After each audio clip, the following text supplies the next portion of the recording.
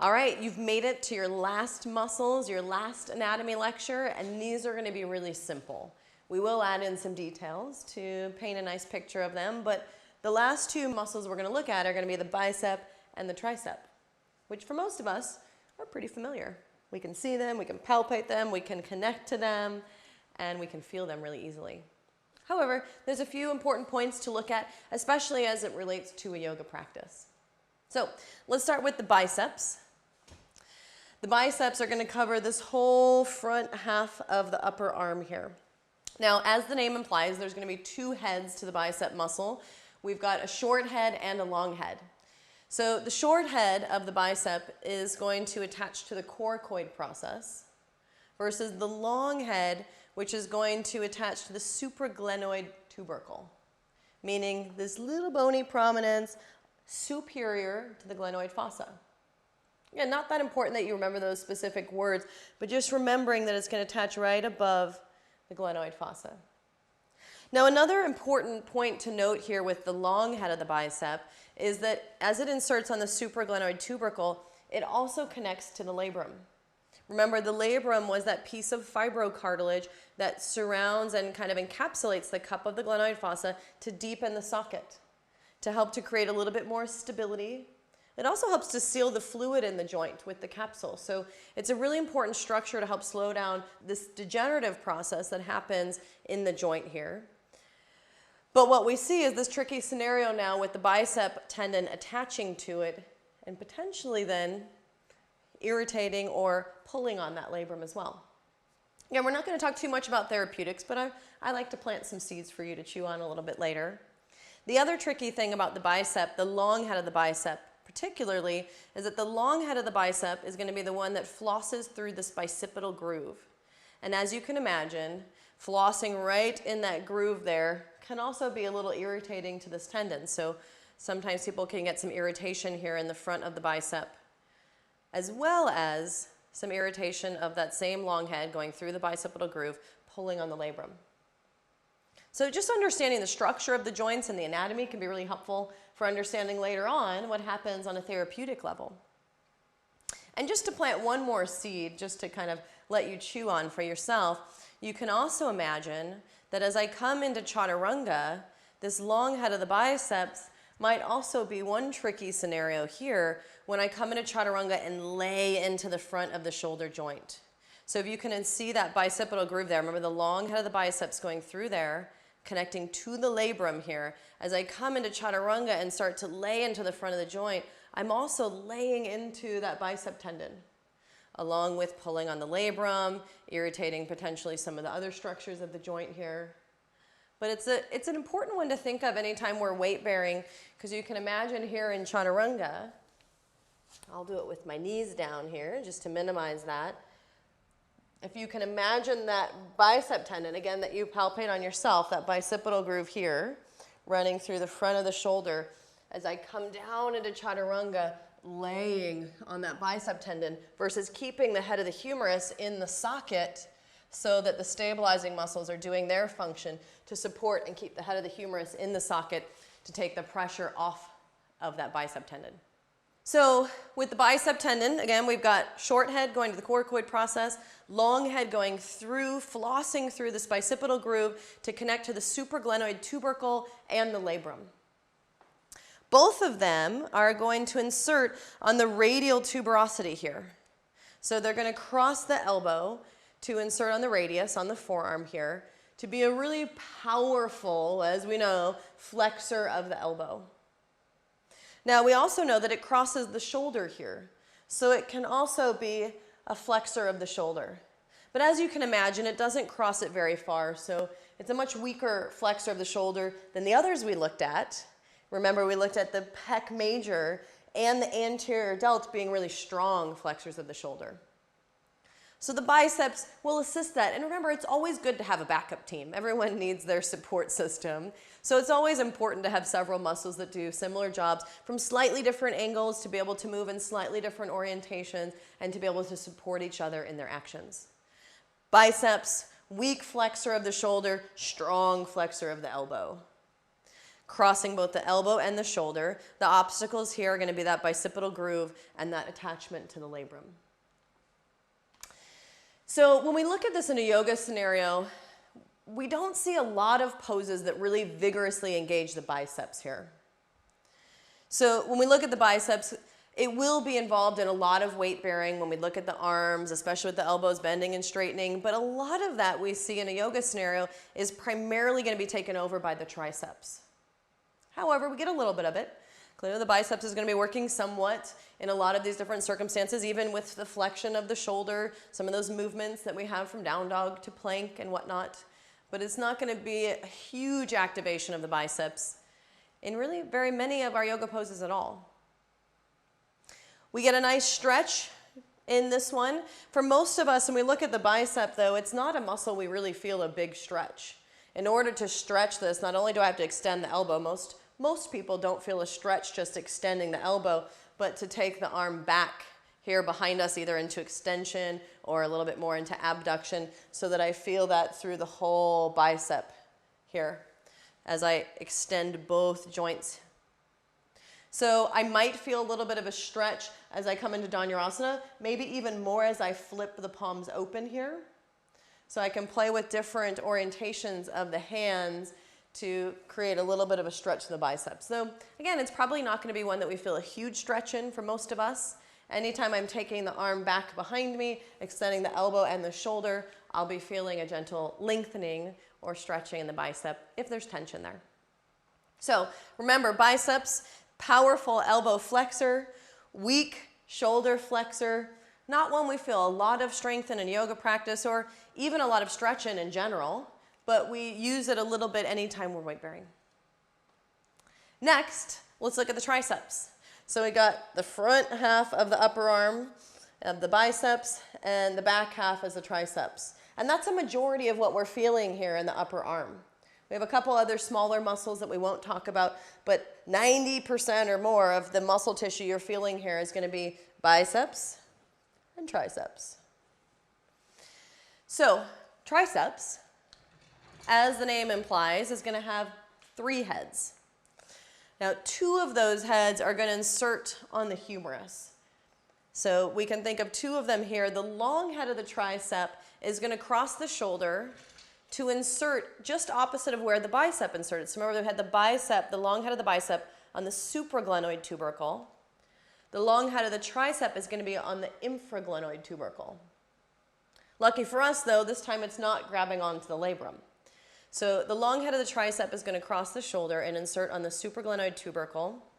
And they're all going to cross the elbow to attach to the olecranon process here, that really pointy part of the elbow. So similar to the bicep, a really powerful extensor of the elbow and a weak extensor of the shoulder. Remember, we have some much more powerful muscles that can extend the shoulder, the posterior delt, the lats, which will help with that more than the tricep, but it will assist and help out with that shoulder extension.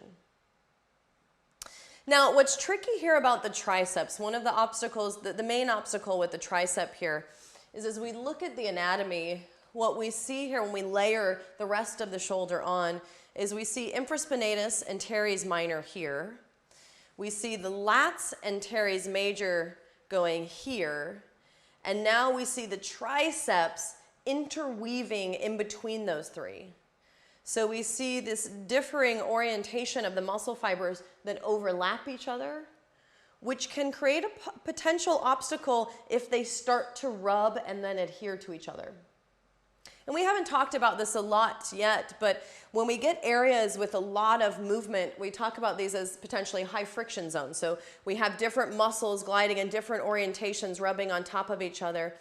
And when there's a lot of movement happening there, repetitive motion or tension, creating more friction on the tissues, it can create a sort of velcroing that happens of the tissues where my body lays down fibrous tissue that creates these little cross links between them.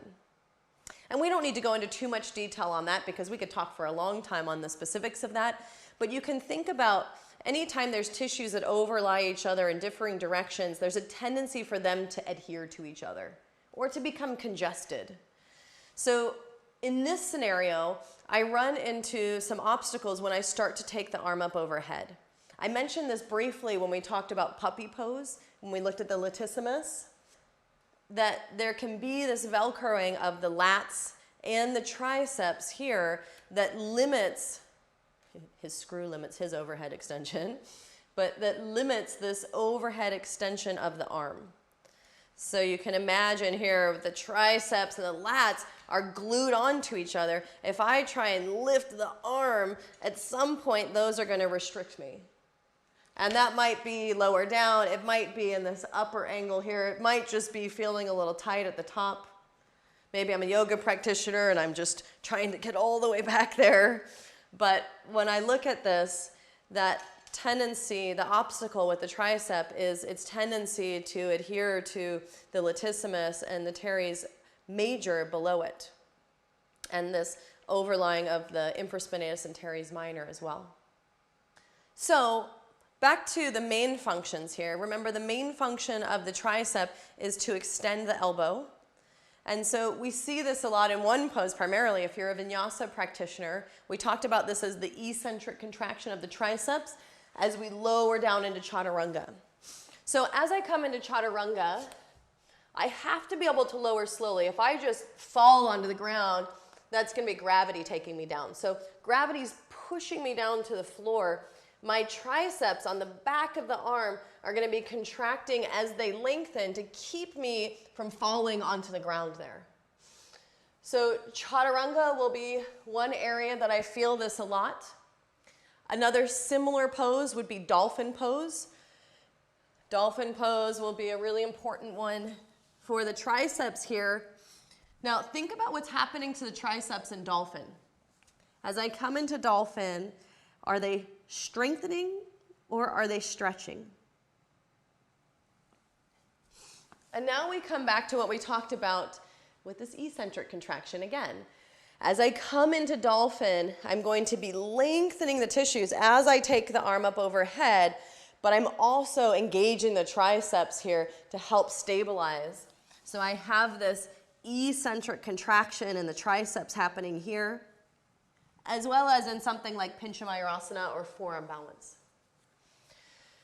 So the triceps are going to be a really important part, again, anytime I'm weight bearing as well, especially as I bend the elbows to help articulate and coordinate the stability of the elbow and the shoulder.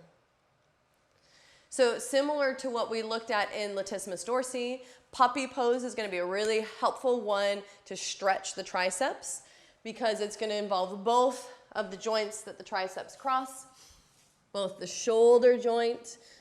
So the key here is to target the triceps. I want to make sure that I'm bending the elbows. Now, if someone's not able to bend the elbows, I want to be able to modify it so that they can relax there. I'm still going to be stretching this area. For people who are really tight, I don't have to bend the elbows. I will still be stretching this general area, but if possible, I'll be able to target them a little bit more by bending the elbows to bring the hands back. So I'll hit that latissimus and tricep area that tends to get a little bit more tangled in puppy pose as I bend the elbows. Another one that we could look at here, a similar orientation. Again, think about when you're taking the arm overhead and bending your elbow. Because remember, these are going to be the two keys. We're elbow extensor and shoulder extensor, so I want to flex the elbow and flex the shoulder. So think about Gomukhasana here. As I take the arm forward into flexion and the elbow into flexion, I'm going to be targeting the triceps as well.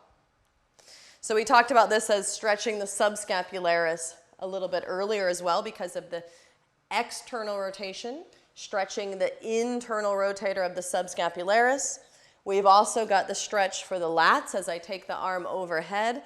And now we also see the tricep, especially as I bend the elbow, which makes sometimes this overhead movement potentially challenging for people because it does involve so many different muscles having to be able to be flexible there. So if I wanted to exaggerate that even more, I could even think about side bending, getting the lats involved a little bit more. But the bend of the elbow is really going to help to target the triceps. So remember, triceps, powerful elbow extensor weak shoulder extensor. The challenge here, the obstacle here, is how they start to adhere to and connect to the latissimus and the infraspinatus and the kind of tangling of those muscles together that make this area a little bit more resistant to work with. So let's talk about one last thing, similar to what we looked at the lower leg. In the forearm, and the forearm especially, because now we have the fingers that really have to move in such very specific, very fine motor movements here to be able to connect with the environment around us and our forearms as well. So when we look, if you were to look in an anatomy book and look at the musculature of the forearm and the hand, it's pretty intricate. But we can simplify it a little bit and make some generalities. So similar to the lower leg, we have one side, we have got two main sides of the forearm that we're looking at. The thick skin side, I call this the hairy side of the forearm, versus the thin skin side. So this coarser skin on the back of the forearm is going to be the extensor side, and the thin skin on the other side is going to be the flexor side. So we're going to be flexing the wrist and the fingers as I draw them in toward this thin skin side versus the extensors, which are going to draw the wrist back into extension and take the fingers back. So we've got flexion and extension. Flexion and extension. We also have got pronation and supination. And what you'll see, we're not going to talk too much about those, but we've got very specific muscles that will wrap around the forearm to create this supination and pronation. Remember, supination taking us into this supine shavasana position versus pronation turning the forearm over. So we've got very specific muscles that will create that, which will run in a different orientation. But we have the flexors and the extensors that will run from the forearm down to the fingers or the hand. So if you palpate this, you'll feel it. You can just put your hand and just grab a hold of each side of it. Put your forefingers on the hairy side and the thumb on the lower, the thin skin side. If I wiggle the fingers around here, I'll feel the extensors pulling them back. And then the flexors are a little harder to feel, but you can feel them curling the fingers in. The extensors pulling them back, and the flexors pulling them in. And all sorts of intricate movements beyond that. When you're ready, you can always come back and learn more about the anatomy, but we'll leave those intricacies for later. For now, focus on the big picture, the really important ones, especially as it comes to yoga. Clearly, there's some important details we can extract from any part of the body. But as we start to learn the anatomy, letting the clarity come in really learning the big picture and the important larger muscles that we've looked at already. So next, we'll do a short recap of this section of the arm and the leg muscles.